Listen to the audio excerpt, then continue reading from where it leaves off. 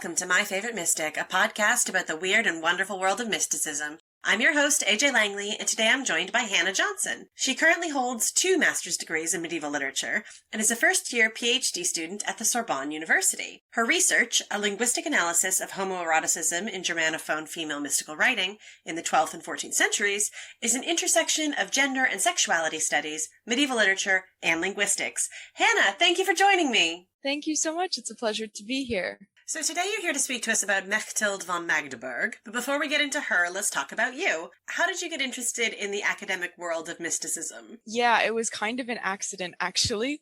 It's always an accident. No one comes to this on purpose, although it's always a happy accident. So how did yours happen? So I took Latin and I took a medieval literature course in undergraduate year. And I think it was my 3rd year or something like this. And I didn't like classical Latin and I quite liked medieval literature. And I decided I needed to learn medieval Latin in order to become a medievalist. And in trying to find someone that I could read, my Latin professor sort of suggested Hildegard von Bingen. So I started looking into her and I started reading her poetry and I discovered her Marian poems and I just became so enraptured with everything about them. It was just a side of medieval literature I'd never known before, had never even occurred to me as a possibility. And so from there, I was like, this is it. I'm going to study the female mystics, and that's just going to be that. And then since then, I've just kind of been obsessed. In both of my master's programs, I've tried really hard to gear myself towards that. That's so funny. My shift from classics to medieval was also trying to escape classical Latin. Although if I could have escaped Latin altogether, that would have been my preference. So you're here to talk about Mechthild, but Hildegard was your gateway mystic. Absolutely. She led me to all of the other Germanic mystics that I study, and I think that it's precisely because of her that I study the Germanic mystics as well. And do you remember when you first came across Mechthild and her work? I don't really remember, and that's a bit embarrassing. I think that a professor of mine had suggested that I try to expand on the different mystics that I'm studying and not just do Hildegard. And so I was looking into other Germanic female mystics that we know about, and I came across both Hedwig and Mechthild von Magdeburg. So I just started reading what they wrote as well. And Mecththild is a bit of an anomaly for me because she doesn't write just poetry, but I was really captivated by the way that she expressed her spirituality. So she just sort of got filtered into my armada of female mystics. I love that. I'm picturing them all on the giant boat that then crushes Catherine of Siena. If you don't understand that reference, go back and listen to episode 6. But today we're here to speak about Mechthild von Magdeburg. So, Hannah, what do we know about her? So we only know things about her that are written down in her spiritual work. And calling it even a spiritual work is a bit iffy. There have been multiple suggestions as to what to call it. It's called Das fließende Licht der Gottheit, or the flowing light of the Godhead. And it's not really visions, or it's not 100% visions. Sometimes it's prayers or kind of spiritual observations even. So it's been proposed that we call them her journals. And in these journals, as it were, Mechthild reveals things about her life or gives us hints as to who she was. But this is it. This is all we have to go on. So essentially, Mechthild is probably from petty nobility because she doesn't seem to know Latin. In fact, it's kind of widely accepted that she didn't speak Latin. Even though there are actually some Latin phrases in the later books, it's sort of assumed that she very slowly accumulated certain phrases of Latin over the years of being a mystic and of interacting with other mystics and with other male religious. And Waltraud Verlaget has even posited that potentially Mechthild learned certain Latin phrases from Hedwig van Antwerpen because Magdeburg was a place of movement and transmission of texts and ideas. So it's thought that Hedwig's text made it over there. And especially because the dialect that Hedwig was writing in was quite close to the dialect that Mechthild was speaking. So she could have understood that and could have attained Latin through this sort of like method of translation. But by and large, she didn't really speak Latin, which means that she definitely wasn't high nobility. But it's assumed that she was probably nobility of some sort because of the way that she regards poverty. For Mechthild, if poverty is a choice, then it's a good thing, then it's valuable. It's a valuable choice to make, and it's worthy of praise if you choose poverty. But if you are poor by birth, then she's quite disgusted by it. And you can see that in some of her visions, where she just really seems to have a certain disdain for people who don't choose poverty, but just are poor. So she doesn't like people who are actually poor, just people who had money and chose to give it all away. Precisely, because choosing to be poor means that you're doing it as an act of spirituality. If you're born poor, then you're just lesser than as a human. Well, that's classist and awful. Exactly. And this isn't the only place where you see this from Mechthild. There are a number of places in her writings where she really seems to portray a very noble kind of mindset, or where she uses explicitly like courtly motifs or metaphors that you would see in courtly literature of the time. So there are a lot of indications that she was familiar with this courtly and noble lifestyle and had these more pretentious attitudes, but that she deeply strove to be like a good spiritual person who would choose to reject wealth and status, as it were. So yes, we know that she became a beguine. So she decided to move to Magdeburg when she was in her teens, and she became a beguine. It is relatively clear that she did not have a good relationship with the community of beguines that she joined. I mean, I can't imagine why. She sounds like such a peach. She seems to sort of disdain her fellow beguines when they do come up in her text, and even accuses some of them actually of being lustful, which is an interesting thing. And you just don't get this sense that she had any real form of like companionship or community for the vast majority of her life as a beguine. The person that she was probably closest to was her confessor, Heinrich von Halle, who also lived in Magdeburg, and he was the one who encouraged her to write down these visions that she had been having since her youth. And even he kind of has a bit of a tumultuous relationship with her. Not a lot is said about that.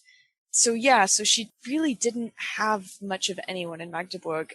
You kind of get the sense that she was just kind of wandering in the streets of Magdeburg, shouting about how people should be poor and should be yearning for God, and being quite angry at people who were not doing faith correctly to a certain degree. And we also know that near the end of her life, she moved into the convent at Helfta and probably influenced the mysticism that was coming out of Helfta. And it's there that she understands what it means to be in a community. It depends on whether or not you agree that her books were written in chronological order. And we could get into that because that is a whole debate, but it's a bit nebulous and there's no answer. So assuming that you prescribe to this idea that the books were written in chronological order, she gets to Helfta and you kind of get the sense in the last books that she understands what it means to be in a community of not just religious women, but religious women who seemed to understand this relationship that she was having with God. And what kind of relationship was that? Well, the spiritual longing and extreme love for God. And there were mystics at Helfta that we know about, right? There's Mechthild von Magdeburg and there's Gertrude the Great. And in their mysticism, there are certain similarities, I think, with Mechthild's. First and foremost, this like really extreme affection and longing for God, this real desire to unite with him that Mechthild had, that I don't think that she experienced anywhere else.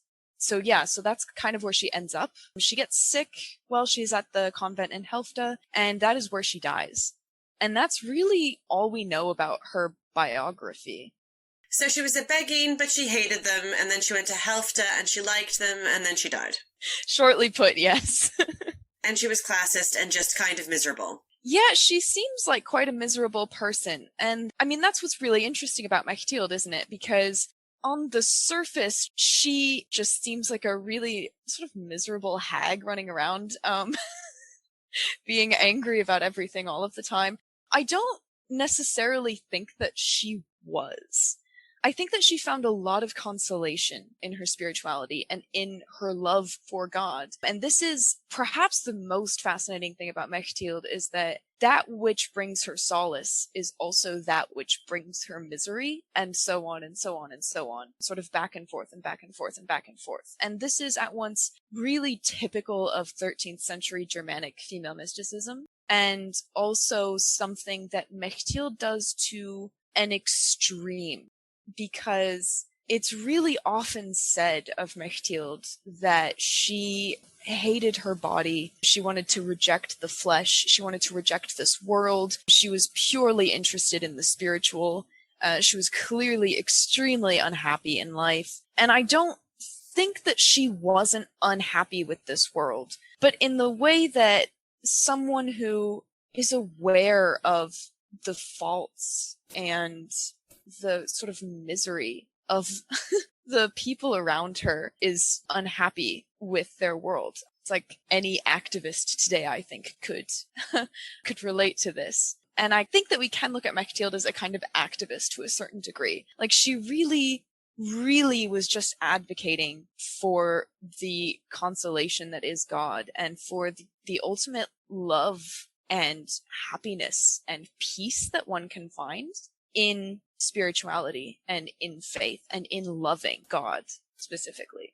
And I don't think that that means for her a rejection of the world that we live in. I think that that means living in this world, understanding its misery, subjecting oneself to its misery, and understanding that that is how we can reach God.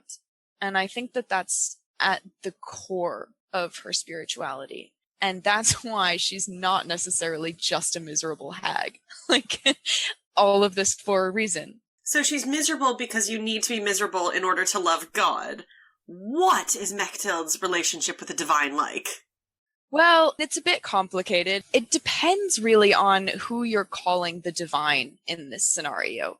Because there's God, and then there's also love, or Minna in German. And they are the same. They're definitely one and the same for Mechthild, but they're also not the same. It depends on what message she's trying to get across, what her relationship is with God, essentially. Sometimes it's quite painful, and sometimes it's quite ecstatic. If she's trying to communicate this idea of consolation and the joy that one can have when one is welcomed into the kingdom of heaven and union with the divine, or ultimate dissolution into the abyss, it seems very lovely. And it's even borderline erotic. Like, she has this one really great passage, actually, to describe this joy of union that she has in God. And it's a very vivid image of God laying in some grass, which is more or less described as like sex-infused grass or desire-infused grass. And he more or less sort of pats the grass next to him and says, "Come to me, my love." And she's like, "Ah, heck yeah, this is what I want." And so it's a very, very ecstatic relationship, and it's a very consolatory relationship that she has with God. And then there are other relationships, or there are other times where she expresses that it's quite painful. There's a really great German word to describe this feeling, I think, that she has for God, and it's Sehnsucht. There's not a word for it. It doesn't translate quite into English, but the idea is this like very intense longing that is at once very painful and very pleasurable in its intensity. And I think that this is something akin to what she experiences. That sounds both complicated and dramatic. Could you give us an example of this in the text? I can actually read a passage from her second book, chapter 25, where she says, "How painfully I long for you when you want to spare me. This all creatures would not be able to express to you fully if they were to lament on my behalf, for I suffer inhuman anguish. Human death I would find more pleasant. I seek you with my thoughts, as a maiden secretly does her lover. I shall fall terribly sick from this, for I am bound to you. The bond is stronger than I am. Thus I cannot become free of love. I cry out to you in great longing, a lonely voice, and I hope for your coming with heavy heart. I cannot rest. I am on fire, unquenchable in your burning love. I pursue you with all my might. If I had the strength of a giant, and if I got onto your trail, still I would quickly lose your tracks. Please, my love, run not so far ahead of me, and tarry a while in love, so that I can catch you. And later in the same poem, in the same chapter, she says, Lord, 2 things I ask you. In your kindness instruct me. When my eyes weep in loneliness, and my mouth remains mute in its simplicity, and my tongue is constricted in affliction, and my senses ask me again and again what is wrong with me, then, Lord, everything in me is directed toward you.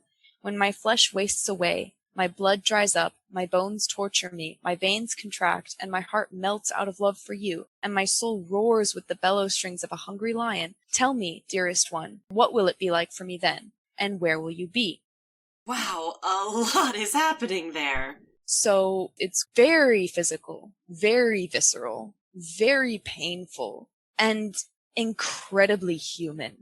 And this is why I think it's often said that she rejects the flesh. But I don't think that you can describe this kind of longing without the flesh. She would not be able to describe the way that she is pained and the way that she is longing if she didn't have her flesh. So I don't think that this is a rejection of her body so much as it is just like a really desperate attempt of someone who is being torn up on the inside with sheer desire and longing to get to this desire-infused grass in the garden, just trying to describe this feeling. And she often, especially in the chapters which are poetry, gets very, very vivid and carnal with her imagery in order to try to describe this painful desire. So would you say that this relationship, this desire, that's the key theme that we see in her work? Yeah, absolutely. I mean, ultimately, a lot of her writing reads like lover's poetry, which is one of the things that leads us to think that she's noble. This is very courtly in a certain sense. And I think that ultimately for her, her spirituality and this relationship that she has with God is one of a lover. We can argue whether that means erotic or not. I think that just generally the point is that for her, faith is desiring the divine above all things. So obviously mystical texts run across quite a broad spectrum, but how easy would you say Mechthild is to read and understand? I think that Mechthild can be quite easy to read for someone who is not a scholar of mysticism, in the sense that I don't think it's difficult to really feel with her what she's feeling. I think that you can read her texts, and I think that anyone can relate to this sort of like extreme sense of pain or joy or whatever it is that she's feeling. I think that when you want to get into the more complex ideas of the nature of her relationship with God, whether or not she really considers God to be love or whether they're kind of different entities, whether she also associates pain also gets personified, suffering gets personified in her work as well as love, separately from God. And yet in this passage that we just read, you could easily make the argument that God is also suffering. And so when you want to get into what is God to her, is God the one inflicting suffering? Is he not? When you want to really get into the theology of it, I would say that she's on the harder end of the scale of decipherability. But yeah, in terms of just the raw emotion, I think that anyone could read her and understand her. You mentioned earlier that the genre of the text is a little bit hard to nail down. So what is it actually composed of?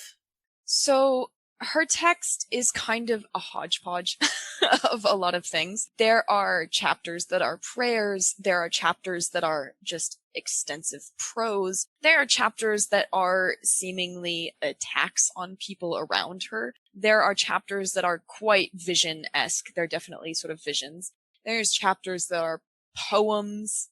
There are chapters just kind of don't really fit into any of these categories. And there's no rhyme or rhythm to the way that they're organized. And we don't even know if the books as they're compiled were compiled in chronological order, or if she more or less wrote them in chronological order, but then when she went back, because she had written a new book and then had decided that she was going to, in air quotes, publish, as it were, the next installment of this mystical text, that she went back and added to previous books. The jury is still out on that one.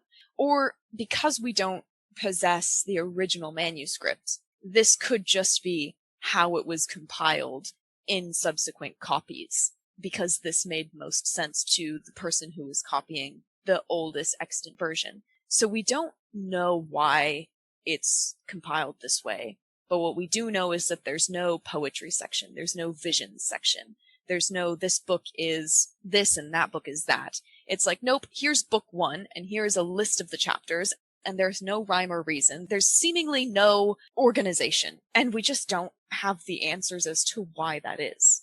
And it doesn't really seem to matter what the organization is ultimately, because the German version is just as unorganized as the Latin translations that followed. And in fact, there are some Latin translations that attempted to make it more coherent and attempted to compile certain chapters together into books according to theme. And in a way that almost makes less sense, because I think that Mechthild was kind of a chaotic person. You kind of get the sense when reading this that she was more consumed with what she was feeling and was more concerned with getting her message across in each individual chapter than she was organizing and making it coherent and easy to follow. I think that with Mechthild, what's key is just the emotions that she makes you feel in each chapter, and not here's an itemized list of how you can attain this relationship with God, because you attain a relationship with God, or you attain union with God through your emotions. So yeah, it's just one of the many things that just makes no sense about Mechthild, that just is what it is. So in all of this hodgepodge, are there moments that really stand out? There have been a couple. The passage that I read earlier is one that I quite like, because I'm really, really taken with how raw her longing is in that passage. There's another section where she describes getting really drunk in a tavern and then ending up on the streets, and it's probable that she strips at some point, and she's kind of just like, whatever anyone does to me while I am in this extremely intoxicated state on the streets roaming about like a madwoman half dressed doesn't matter, because I'm just doing all of this for the love of God, and they can do this to me, but that's just because they're sinners. And that's really quite striking as an image. That was quite a shocking chapter to read as well, because she had quite an intimate knowledge of what a person would do if they were that intoxicated, and it was quite vivid imagery of going to a tavern of all places to describe essentially a Eucharistic act of drinking the wine that would give her the grace of God. And it was a really sort of base image for this quite spiritual interaction. So that was one of the more Mechthild, what are you doing moments. And there's another one where she's attempting to describe her theory of the abyss. And without going too much into detail, the idea of the abyss is that God is the abyss, right? He's just this eternal nothing that the mystic or that a faithful person should aspire to dissolve into. And so you descend into abyss. In descending, you ascend to union with God.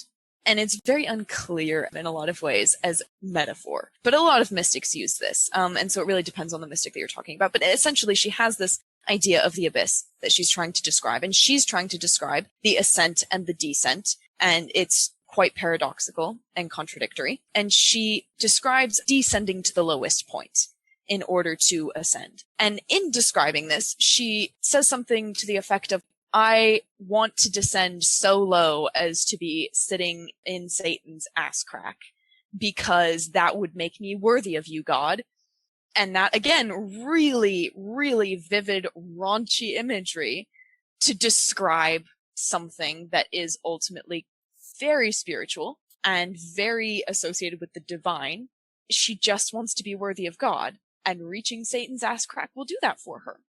And this is part of the strangeness and the paradoxical nature of her spirituality, where it's very concerned with everything that you wouldn't think would allow you to get to God. This suffering and taverns and asses will lead you to God. Those are some of the more striking passages. I mean, do you want to backtrack and take back the part where you said she was really easy to understand? Maybe I should. No, because as I said, she can be quite difficult, and I think that because these things get into the theology aspect of it, this is the difficult part. If you're just reading her wanting to sleep with God, That's that's quite easy to understand. And I think a final passage, if I can, is one where she describes how an animal is like unto a human in 30 aspects of its nature. It's a giant metaphor for the ideal human, or the ideal Christian human who is ultimately very faithful. And what she ends up describing is this animal that is not real, is completely composed of different parts of different animals.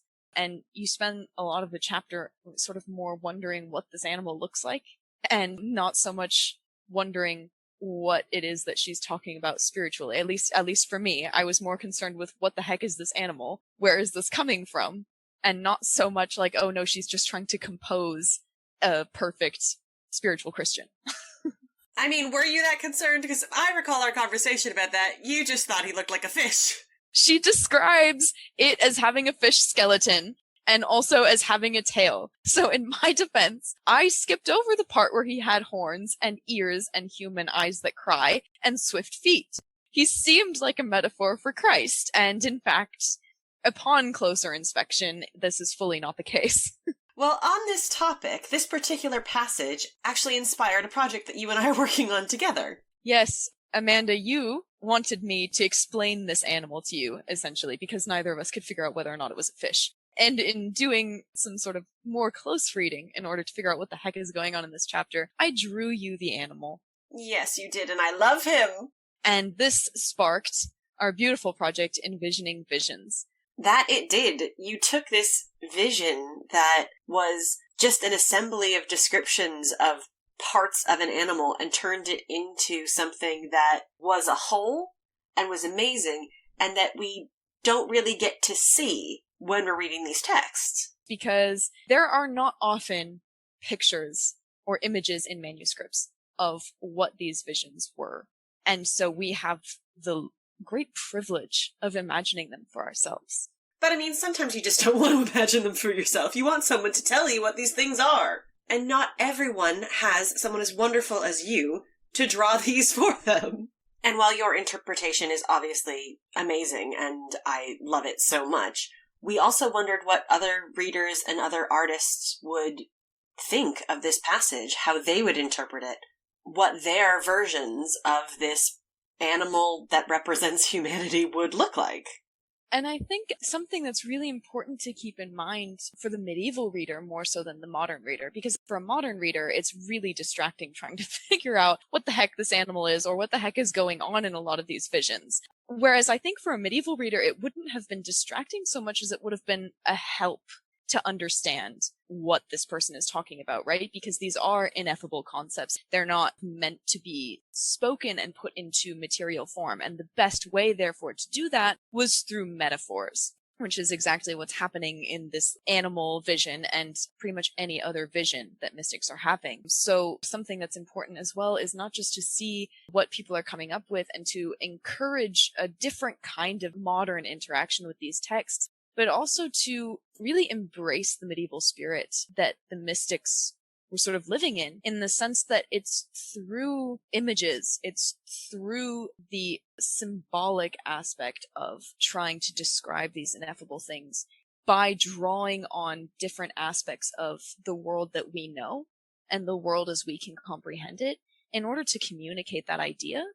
And we can really never forget that, yeah, ultimately visions are not just a reading experience. They engage all of the senses, and that does include, obviously, vision.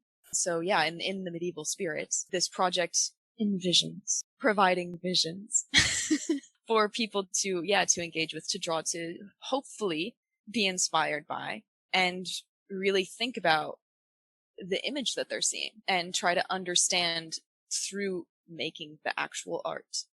Exactly. So Envisioning Visions is a website where we're going to be posting a monthly vision in the hopes of inspiring a mystical fan art community. And hopefully people will see these, read them, engage with them, and create some weird and wonderful things. Yes, we're hoping that this will be a really fun project for everyone, as much as I found it quite fun to try to draw this strange mystical vision.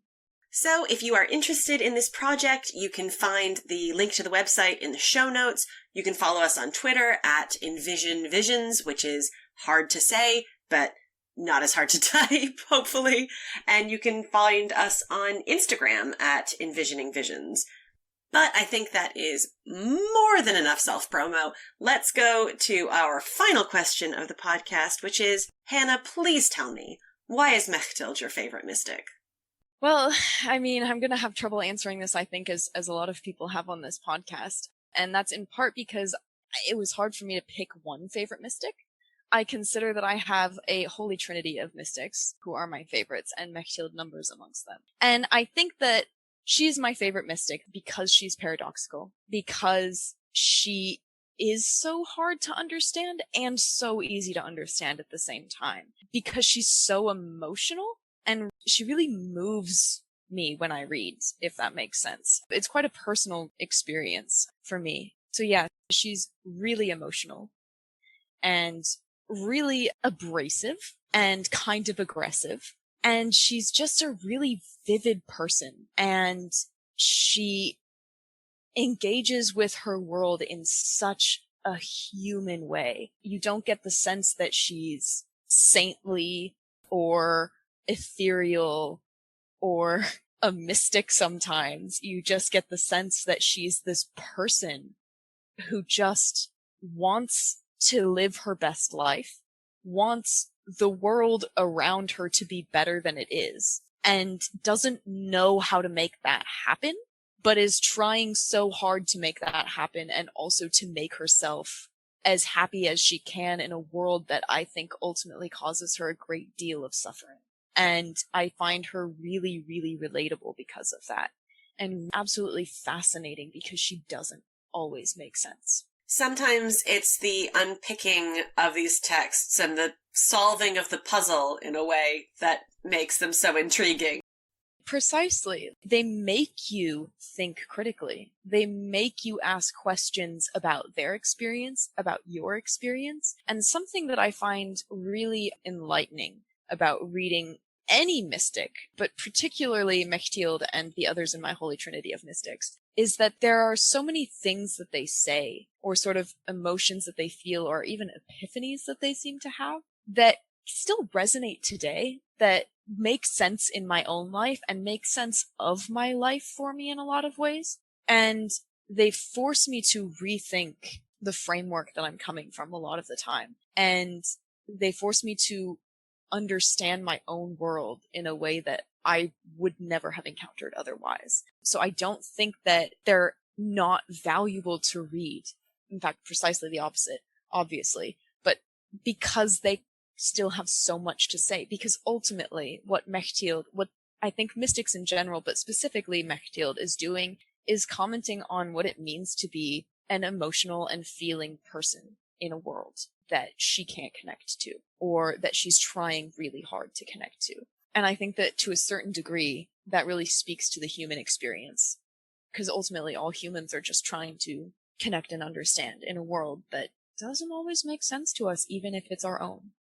And on that profound and beautiful note, I want to say thank you so much, Hannah, for joining me today and for speaking about Mechthild von Magdeburg.